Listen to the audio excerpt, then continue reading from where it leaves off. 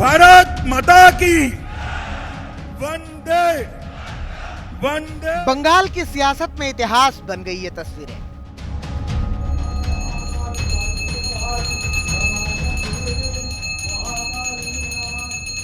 इन्हीं तस्वीरों को 2021 में नए इतिहास के ट्रेलर के तौर पर देखा जा रहा है।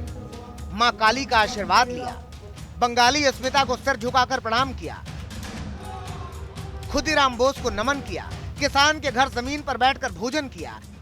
बंगाल में परिवर्तन का मुट्ठी भींचिए और कलकत्ता में ममता दीदी के कान तक और शक्ति प्रदर्शन करके चुनावी अभियान का शंखनाद कर दिया। माता की, भारत माता की। इन्हीं तस्वीरों में शाह बनाम दीदी की सियासी लड़ाई का रोड मैप देखा जा रहा है। 11 विधायक की एंट्री, एक सांसद की एंट्री, एक पूर्व सांसद की एंट्री। तो क्या बंगाल के सियासी पिक्चर का क्लाइमैक्स देश के सामने है, या फिर बंगाल की सियासी पिक्चर में अभी शह और मात का खेल तो शुरू हुआ है? यानी आने वाले दिनों में नई नई खबरें सामने आती रहेंगी। आज भाई शुभेंदु अन्याय के खिलाफ, बंगाल की जनता के शोषण के खिलाफ आपका साथ छोड़कर मोदी जी के साथ आ रहे हैं। आपको दल बदल लग रहा है दीदी, मगर दीदी ये तो शुरुआत है। चुनाव आते आते आप अकेली रह जाएगी। अमित शाह ने अपने पत्ते खोल दिए, वहीं दीदी साइलेंट है, लेकिन ममता दीदी ने खामोश रहते हुए बीजेपी को जवाब दे दिया। जैसे ही अमित शाह निकले, आप देख सकते हैं वहां पे मीडिया का जमावड़ा है, पार्टी के जो समर्थक है उनके जमावड़ा है। लेकिन आपको एक पोस्टर दिखाना चाहेंगे। जैसे ही अमित शाह निकले, अगर मेरा कैमरा पर्सन दिखा पाए, वहां पे ममता बनर्जी का पोस्टर आज सुबह से चिपका दिया गया है। बिल्कुल जहां पे अमित शाह थे, बिल्कुल उसके विपरीत तरफ वहां पे ममता बनर्जी का दुआरे सरकार और बोंगोध्वनि यात्रा, इन दो पोस्टर्स लगा दिए गया है। तो आप सोच सकते हैं कितने कॉम्पिटिटिव राजनीति यहाँ पे हो रही है। अमित शाह का मौजूदा दौरा मिशन बंगाल के लिए बहुत अहम है, क्योंकि फाइनल चुनाव से पहले बीजेपी की रणनीति का ब्लूप्रिंट तैयार है।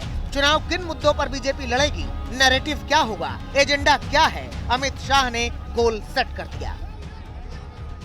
दीदी कान खोल कर सुन लो, आज लाखों लोगों की हाजिरी में कहने आया हूं मैं, जब विधानसभा के चुनाव का परिणाम आए, परिणाम देख लेना। इस बार 200 सीटों से ज्यादा सीटों के साथ भारतीय जनता पार्टी की सरकार बनने जा रही है। मां माटी और मानुष के नारे से परिवर्तन लाने वाली ममता बनर्जी को उनके ही दुर्ग में अमित शाह ने ललकारा, लेकिन बंगाल दौरे की शुरुआत रामकृष्ण मिशन से। इन तस्वीरों से पूरे बंगाल को बड़ा संदेश गया। आज यहां आकर स्वामी जी के जन्म स्थान पर, उनके पुरखों के पूजा स्थान पर श्रद्धांजलि स्वामी जी को दी है और एक नई चेतना यहां से प्राप्त कर मैं जा रहा हूं। और मैं आज भी मानता हूं कि स्वामी जी के विचार उस वक्त जितने प्रासंगिक थे, आज भी उतने ही प्रासंगिक हैं। बंगाल की संस्कृति की बात की, उसके बाद शाह ने मां काली और महामाया के दर पर हाजिरी लगाई। बीते महीने शाह ने दलित के घर खाना खाया था और अब की बार एक किसान के घर भोजन किया। इस अभियान के जरिए शाह बंगाल के दलित और किसानों को साधने की कोशिश में है।